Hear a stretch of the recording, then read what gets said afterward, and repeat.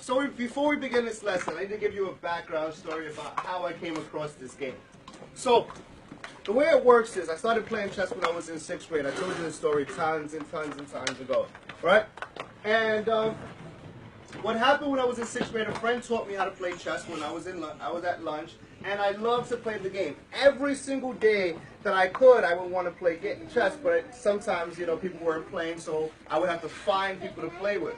Now, what happened is, I've been playing chess for a very long time, but I realized I wasn't that good when I came across these guys that was playing in a park. And like always, I was stopped, I tried to play with them, and they, of course, allowed me to play, and they beat me. They beat me so bad, I mean like so bad, that I couldn't figure out what was going on. One of the guys actually said to me, "I'm only winning because you don't have a plan." And I was like, "What do you mean I don't have a plan?" This was actually my opening. Every single time that I would play a game of chess, this is exactly what I used to do. I would start my game with this, then I would go here, then I would go here, then I would go here, then I would go here, then I would go here, here, and then I would go here. That was my plan. Every single game that I would want to play, I would want to use that exact plan because I felt like I was building a what? Who could try to guess what I thought I was building? Tell me. A wall? Yes, I felt like I was building a wall. I felt like everything was protected. Nobody can touch me. It was no way that you were going to get through my wall, right? Is that a good wall, guys? No. No, it's actually not. But raise your hand if you could understand why I felt that was a good idea. All right, so I'm assuming that you guys can feel me on that. Actually, what happened is, after I kept getting beat by those guys over and over because my plan wasn't working, my master plan, of course, wasn't working, the guy said, "Here, take this book, and you're going to read it, and you're going to come back after you've read the book." And the name of the book was called Logical Chess, Every Move Explained. And the way that book works is that it had about 50 games of players that are the best players in the world, or were the best players in the world at the time. And every single time that one of the players would make a move in the book, they would explain what that move was for. And they had some rules that they started with. So we're going to give points based on who can remember these rules. Most of you already know these rules. Some of you are hearing them for the first time. Some of them are a little rusty in our minds. So you're going to easily gain some points. But remember this rule. Obviously, 1, control the center. 2, castle early. 3, develop your pieces. Now that was something that was strange to me. And then on top of that, develop your pieces towards the center. Now, like I said, a lot of you already know these rules, but we got to understand how we must follow those rules all the way to a T. Now, another thing that we was talking about a lot was pawn moves. One of the rules that they mentioned was don't move more than 3 pawns in the beginning of the game. And I was like, that didn't really make sense to me. So he said, in the book, we're going to watch a game where a guy actually ends up breaking one of those rules. And then one of the other rules that they're going to end up breaking is moving one of the pawns that are protecting your king once you're castle. Raise your hand if you like to move those pawns. When you're backing maybe the bishop up, you get pinned. No? Nobody's going to admit to that? Nobody's going to admit when somebody pins your knight and you have to push the h6 or a6 to get rid of that bishop. And when the bishop backs up, you chase the bishop some more maybe? All right, I know the feeling. So, the game actually started off with pawn to e4. Controlling the center. Obviously, we know we want to control the center. This move frees our queen to come out, and it also frees our light square, right square bishop. All right, black plays pawn to e5. White plays knight f3. Why does he play knight f3? He simply wants to attack the pawn. Many ways to protect the pawn. If we lose the pawn, we have a good chance of losing this game because we're going to trade and go to an endgame. That's obvious, right? So black plays knight to c6. He protects the pawn. White plays bishop to c4. And the reason he plays this move is because he wants to attack the square that's weak, the f-pawn square. Everyone should know about that square. If you don't, then it's something that you need to be paying attention to. That f-pawn is super duper weak. Why? Somebody give me one reason. Well, the reason, actually. Why is it so weak? Because the king is weak. Because it makes the king weak because the only person protecting this pawn is who? The king. The king. Give this guy 5 points, Eric. All right, so the king is the only person protecting this square, so that's why we want to protect it. Black does the same thing. But notice how both people are bringing out their pieces. 1 piece here, 2 pieces here. And both of these pieces are aiming where? Who can tell me? Yes. To the pawn. not only to the pawn, but what part of the board. We need to focus on that idea. The center? The center. This knight is aiming at this square, who's located in the... This knight is aiming at this square, which ain't located at... Center. The bishop is aiming at this square, located in the... Center. Knight aiming at the... Center. Bishop aiming at the... Center. All right, it's pretty obvious, right? So black does the same thing and also aiming at the F pawn. Now white plays pawn to C3. Now this is where it starts to get a little tricky at, because one thing that you always want to do, I told this to Maddox yesterday, I said one thing you always want to do is you want to try to get both of these pawns and the center of the board side by side. The problem with that is that white is not able to do that now because black has a lot of control over this square, right? How many people do you see aiming at this square right here? How many black pieces do you see currently aiming at that square, Daniel? 3. 1, 2, 3. And right now, if I were to push pawn to D4, I don't have enough people. I have 1 here, 2 here, so I need a third person before I can put my pawn there. The problem is, with pawn to C3, is there's a drawback. What's that drawback? What's that drawback? Who can tell me?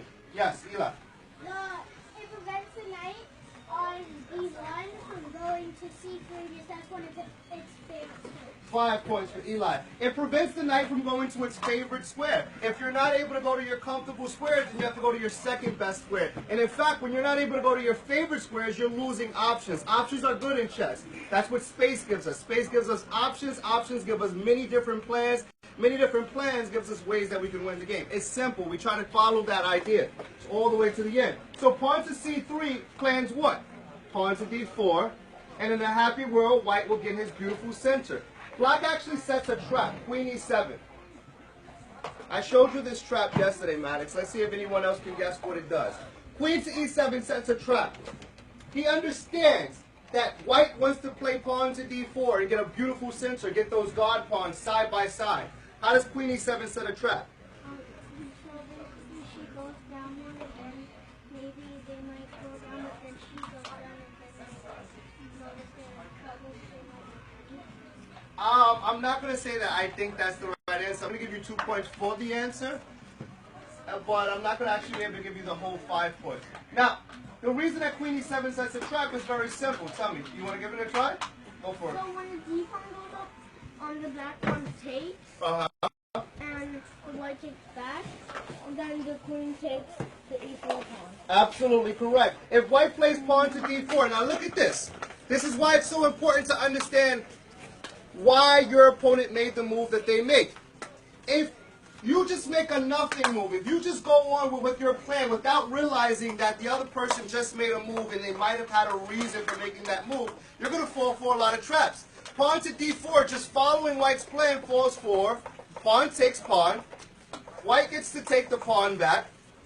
And of course, my bishop is under attack, and you're thinking I'm going to retreat. But actually, before I retreat my bishop somewhere, maybe B6 or even B5, I'm going to take your pawn here, attacking your king. And before you can actually take my bishop, you have to save what? You have to save your king. In the midst of all that, I end up capturing 2 pawns for the price of what? 2 pawns for the price of 1.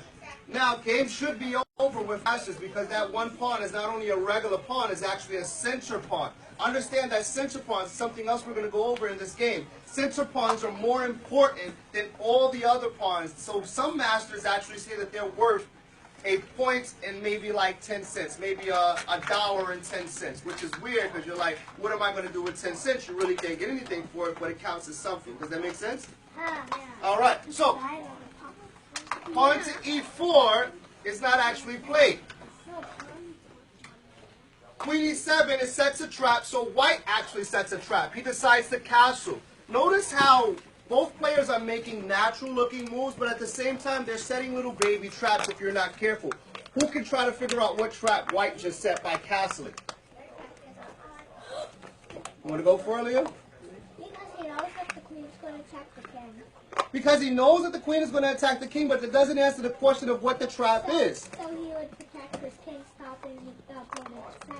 Well, yeah, you want to stop the opponent's plan. Give Liam 3 points, but I can't give him the full 5. I'm going to give you 6 points if you can tell me the reason. What's the plan? And the plan is to block the queen's moves and take the king?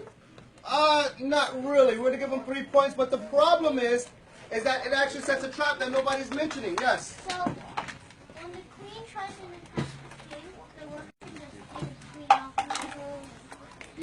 He actually is correct. We're going to give him the 5 points because the truth is that now, let's say black plays a nothing move. Yes, you have one more thing to say? Yeah, so if black goes into the pan, even when he takes the pawn, the d4 pawn takes the pawn. No. Black is actually a little bit more advanced than that. He has a trick for taking the bishop. Watch this. So, the reason that this castling move sets a trap is because now my king is no longer on the e file. So if your queen takes this pawn, it doesn't come with check. Let's take a look. Let's say black ignores white's move. He just makes a regular move. I don't care about white. A lot of players do that. I don't care about what my opponent did. I'm just going to go on with my plan anyway. And the problem with that move is that you're not considering what the other person is up to. It's like as if I'm about to fight someone, right? And I'm like, I'm going to fight Coach Aaron in the back. And then let's say Maddox asks me, hey, Coach M, how do you plan on beating Coach Aaron in this great fight of yours? And I'm like, well, what I'm going to do is I'm just going to come out swinging. I'm going to hit him 5 times in the face, and I'm going to kick him 1 time in the knee, and I'm going to push him on the floor. That sounds like a great plan if I don't plan on Aaron fighting back. Whatever Aaron does has something to do with the way that I'm going to react. Same thing when you play chess. Yes, you want to make moves, but you have to think about what the other person is up to as well. Let's say black makes a nothing move. White's going to play pawn to d4. Black takes the pawn. And now white takes the pawn, attacking the bishop, like you said. But instead of saving my bishop, I take the pawn. What's the problem with that move? Yes? You put the rook on e1. You can put the rook on e1, but what happens if pawn takes bishop? Some people might have been thinking that the white team actually wants to capture this bishop. Besides the fact that I can take your queen, I could pin your queen to your king, what's another thing could happen if you decide to make the least favorable move, which is to take this bishop? If white takes this bishop, how will black reply? It will use the pawn and then it will use knights. No. If white takes the bishop, then black just takes the other white bishop. So he'll end up getting his bishop back. The real trick is to play rook e1, pinning the queen to the king. But the king can go take the knight and then it can, when it's the white turn, it can take the queen. Come on, make a move. Come up with it. Show me what move you're thinking that black should make. So if they what would you say, like taking the queen? Yes, that's why I said black would end up in a lot of danger. Black doesn't want to lose his queen for the price of a rook. Rooks are worth how many dollars, guys? 5. 5. A queen is worth how many? 9. You're losing a lot more firepower if you take that rook. Even if you get the rook for the price of your queen, you're still not happy because your queen can do not only what a rook can do, but it can also do what a bishop does. Now, it's kind of hard to see your advantage in that kind of situation with all of these pieces on the board, but if you want to make your advantage much clearer, who can tell me for 5 points what should you do? If you can't see your advantage, if you know you have a material advantage, but you can't quite see it because there are a lot of pieces on the board, what should you do? 1 hand, 2 hands, 3, 3.5. If you have you have more pieces than the other person, but you can't really tell because there are so many pieces on the board, what should you possibly do so that you can obviously see your advantage, so that you can see the fact that you're winning, so that you can see you have more pieces than the other person? Can you? Trade. Trading pieces, taking pieces off the board is a good way to see your advantage. So, black doesn't fall for that trap. Of course he notices that white just castled. So he notices that white sets that trap. And what he does, he plays pawn to d6. White plays pawn to d4. Should I take this pawn, guys? No. Who can tell me for 10 points? It's a crazy point question because this is not actually material based. It's actually based on position. Why should I not take that pawn? Why should I not take that pawn? Who can tell me for 10 whole points? Tell me why. Because because the pawn is gonna take back, and if the bishop takes, then the knight can take. Well, all right, okay. Pawn takes pawn. We see that. White takes back, and yes, my bishop is under attack. But if I know math, I know that white has more pieces protecting this pawn than I do attacking this pawn. So I'm not going to take the pawn. That would just be silly. I'm going to lose my bishop for the price of a what? Pawn. So I'm definitely going to move my bishop away, maybe to b6, maybe to b5. But that's not quite the reason. I'm not afraid of losing my bishop because I'm not going to take it. Why should I not take that pawn? Why should I not take this pawn? It's an old school rule. Some of you might not even have heard of this rule. You might you play chess, someone attacks, you take. That's what we learn when we take. But there, in this position, there are reasons. Want to give it a try? No, because if I take pawn, my pawns are doubled only temporarily. He's going to take back. Yeah. So the double pawns are not what I'm afraid of. Liam gets 2 points. Liam gets 2 points. But it's not what I'm afraid of. I'm not actually afraid of anything. But positionally, I'm going to ask one more person, and I'm going to move on. Maddox, what's the problem with taking that pawn? Well, you give up a center pawn, and when you take, he just gets another center pawn. There we go. There we go. If I take this pawn, I'm giving up my center pawn. Look at these 2 pawns that belong in the center. I'm giving up mine, and he's replacing his. And I just finished saying that the center pawns are more important than the other pawn. If you can, it's like promotion. If you can get a C pawn or an F pawn to go closer to the center, you just promoted that pawn to a stronger position. You just gave that guy a raise. And remember, every piece wants a job. And not only does every piece want a job, once it gets that job, it wants to get a what? A promotion or a raise. You guys never had jobs before, so you don't know how important a raise is. That raise can get you 1 extra video game if you like video games like me. If you like Pokemon cards like me, it gets you a little bit more cards at the end of the week. So I want that raise. I want my pawn to get closer to the center while yours get demoted. So black doesn't actually take that pawn. He just backs up his bishop. White plays pawn to a4. Maddox actually gets the 10 points for that question, Aaron. So, pawn to a4 has a very good plan, but it's a very bad plan at the same time. It's crazy. What do you see about this move? Who wants to tell me what you think of that move? Pawn to a4. Pawn to a4. If you could tell me what is White's plan, then I'll accept that. If you could tell me what are the good sides and the bad sides about that move, I'll also give you more points. Yes? He'll move b4, so he'll move a5, then turn the bishop, and the bishop can't move anywhere. Well, if you push the pawn here, absolutely, the bishop will not be able to move anywhere. Let's say, for example, what kind of move would Black have to make in order to fall for this trap? He has to make a what kind of move? Like a what? Nothing. Like a nothing move. Like, I don't care what White does. I just saw your pawn move, but I don't care. I'm just going to move my pawn over here, do a nothing kind of move, not paying attention to your idea. White plays pawn to a5, and now the bishop is trapped because I can't go here, I obviously can't back up, and taking this pawn falls for a deadly trap. Taking this pawn is an easy trap to realize. Who can tell me what should White do if I take that pawn? Oh, a lot more hands this time. A lot more hands. Who wants to tell me what White should do if I take that pawn? Give Andrew. Rook a5? Well, rook a5. Okay, rook a5. And now knight takes rook, so it looks like you're losing, but there's a continuation. We're going to give him 5 points for that answer. Unless you can come up with the continuation, I can give you another 5. There's a continuation. You just gave up a rook for the price of a knight. A bishop. You just said that these are not worth the same. So what's the continuation to make sure that you know that you did not make a silly move? Tell me. Bishop to b5.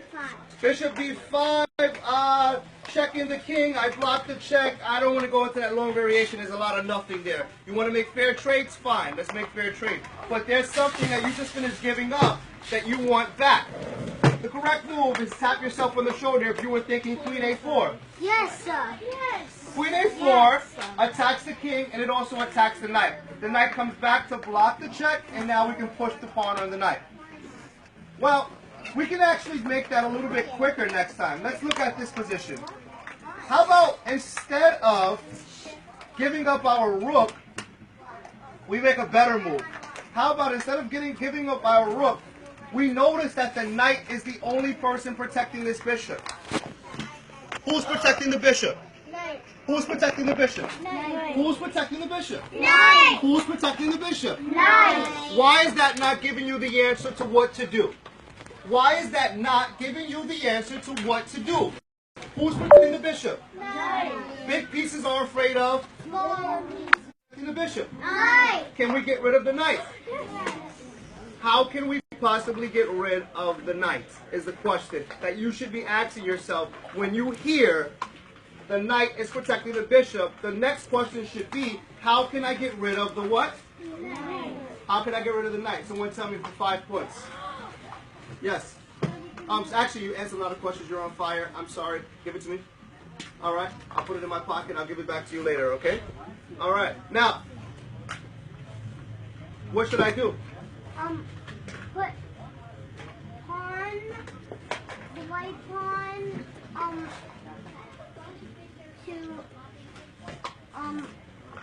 up. Push the pawn up. And now the knight is in danger, and also the rook is attacking the bishop. So if the knight moves, I take the what? If the bishop moves, I take the what? All right. So we notice that that trap of getting the pawn here is a deadly trap that black is not allowed to let happen. So he plays pawn to a6. White chases the bishop back. The bishop goes back. And now he tucks himself away. I need someone to come up and give me your best sniper position. I need somebody to come up and give me your best. You want to give me your best sniper position? All right. What you're going to do is you're going to get on that stage and you're going to be like a sniper in the military. And you're going to be aiming all the way at that garbage can.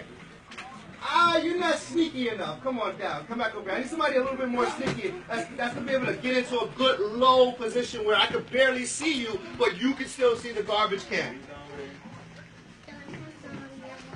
All right, here, take it. Take it. Go back over there. Show me what your sniper position looks like. Wow. Good. Good. Who can do a little bit better than that, though? Who can do a little bit better than that? Come on. Come on over. Good job. Give it back to me. Thank you. All right. Who's ready? You want to go? Oh, you're just scratching? Okay, no problem. You want to go? Go for it. Give me your best sniper position where you're aiming at the garbage can. I could barely see you. But you can still see the garbage can. Ooh. Ooh. Okay, good job. Take a seat. This bishop is doing what all three of my friends just did. He's all the way back here, but he's still what? He's still what? He's still aiming. He's still working. Bishops don't need to be close in order to be effective. That's something you need to remember about bishops. That's why people like to have their bishops more than they prefer their knights, even though they're the same amount of money. So the bishop backs up, and guess what white decides to play? White plays this move. I'm sorry, this move hasn't been played. White actually plays pawn to h3. It's a scaredy cat move. They call that a coffee house move because a lot of times before there were big, huge tournaments all over the place, people used to play chess inside of coffee houses. And what they would do is they would make moves like this all the time because they were afraid of the bishop coming here. And when the bishop gets here, he'll pin the knight and it'll be real uncomfortable. But the problem is that pawns cannot go what? Backwards. Pawns can never go backwards. And not only that, these three pawns are there to protect who? King. Those three pawns are there to protect the king. If the pawn cannot go backwards, they cannot go back to protecting who? King. The king. This pawn's duty, not duty, duty was supposed to protect this square right here, to make sure no enemies can come on that square. When he moves forward, he's no longer looking at that square. He's no longer doing his duty. Not only that, but like, let me see. I need 3 soldiers. I need 3 soldiers. 3 soldiers. 1, 2, and 3. Get in position, low, low, low. You have to be nice and organized, nice and organized. Now, these guys are protecting one another. They're side by side. They're protecting me. I'm hiding behind my pawns, right? They're protecting me. Now, all right, this guy stands up. He makes a pawn move. I make a pawn move. I send him over here. Not only is he not with the rest of the group, he also just made himself a what? A what? No, not a bar. Not a backwards pawn. What is it called? He just made himself a what? A target. When you leave the group, you make yourself a weakness because you're no longer with the group. And not only are you no longer with the group, you also make yourself a little bit more noticeable. So now they can take him off. Somebody picks him off. Somebody come and grab him and take him away. Go ahead, take him away. Now I'm one less soldier protecting me. Now look at this opening I have now. Somebody's ready to come in. And now one of my soldiers got taken away. And now he goes to go try to save him over here. And guess what happens? Now I got an even more opening. Now you're looking directly at me. And I'm like, oh my God. Oh my God. I don't have nobody to protect me. You better protect me, right? You're naked. Now I'm completely naked. This guy left me. My other guy is gone. I only have this guy left. And that's not enough protection. So, take a seat. When you push a pawn forward, yes, you are stopping me from going to that beautiful square. But you're also making this pawn a what? Target. You're also making that pawn a target. So, guess what happens? So he plays this move, and Black says, I don't care about going to that square. I never wanted to go to this square. I wanted to bring my knight out. I wanted to just develop. White says, okay, since you wanted to develop, I am going to play pawn takes pawn. The problem with that move is very simple. It's based on math. How many soldiers, this is for 5 points, how many soldiers does White have developed? How many soldiers does White have developed? Take away 2 points from Eli, please. How many soldiers does White have developed? Yes. You say White has 4 soldiers? I don't agree with you. I don't agree with you because pawns are not soldiers unless you were, if you were counting the pawns. So with that being in your mind, if you put that in your mind, how many soldiers does White have developed? If pawns are not soldiers, how many soldiers does White have developed? Daniel? 2. White has 2 soldiers developed. How many soldiers does Black have? Give 5 points to Daniel. How many soldiers does Black have? You want to try it again? Go ahead. 5. You say Black has 5. 1, 2, 3, 4. I don't quite see a 5th one. I don't quite see a 5th one. 1, 2, 3, 4. I don't see a 5th one. I don't see Black having 5 soldiers. Yes. 3. I see 1, 2, 3. You know what it is? You forgot about my sniper. I guarantee you forgot about my sniper that I put all the way in the back. 1, 2, 3. Who knows what the 4th one is at? 4. Close. And now, That's a bishop. because, no, he's my sniper. He's my sniper because you know why? Because, yes, he is a bishop. That's his name. But he's one of my favorite soldiers because he doesn't have to be close in the game. He can be all the way back over here and still be aiming all the way out there to the park. Yes. So, guess what? When you took my pawn, yes, you made a fair trade, and it's not the end of the world because how many times have you played a game and you made fair trades and you still end up getting busted? It's like, what happened? When White took this pawn, that's a fair trade, but you freed who? Let me show you what the position looked like before you took that pawn. Who was blocking this bishop? The pawn. When you took this pawn and made that fair trade, it's only a fair trade. Guess what you did? Open up the bishop. I really want to take away points, but I can't because it was a good answer. But let's try to keep it down, all right? I can't give you the points, but if you raise your hand next time, you'll get the points, all right? Now, you freed my bishop. You opened up my bishop to be able to aim directly at your what? King. Directly at your king. All right, so now you took my pawn. How should black take back? 7-point question. How should black take back? How should black take back? How should black take back? 7-point questions. I'll give you 5 seconds to think about your answer. Make sure it's the best answer that you can give me. Obviously, there's more than one capture here, so how should black take back?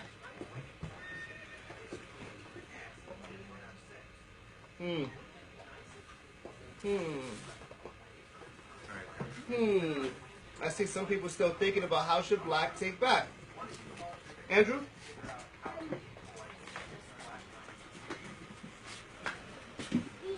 E5 takes E6. Oh, so D takes E5? Ah! Whack! Whack! Whack! D takes E5 is brilliant. It's a great move.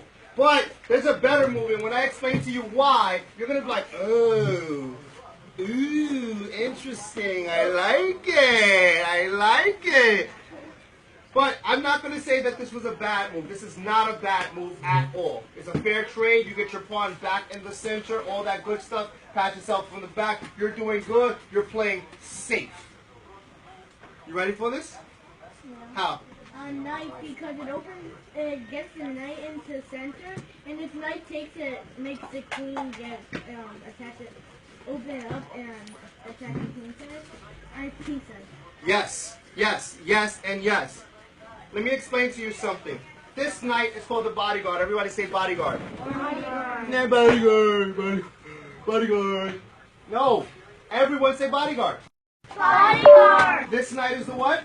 Bodyguard. This knight is the what? Bodyguard. You must say things over and over and over again sometimes to get it really in your head. When you're playing a chess game and you don't know what move to make because the other person's playing so well, maybe you should look to get rid of certain important pieces.